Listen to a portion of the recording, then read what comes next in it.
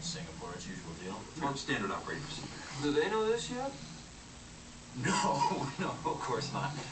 We find it's always better to fire people on a Friday. Studies have statistically shown that there's less chance of an incident if you do it at the end of the week. Anyway, Peter, what we'd like to do is put you into position.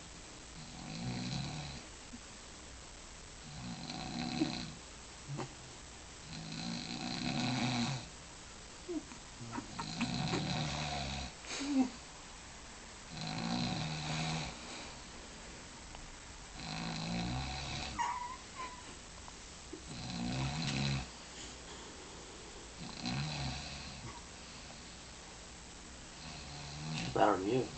I was just gonna ask you that.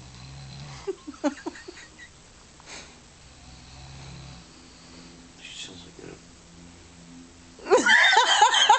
Was I snoring?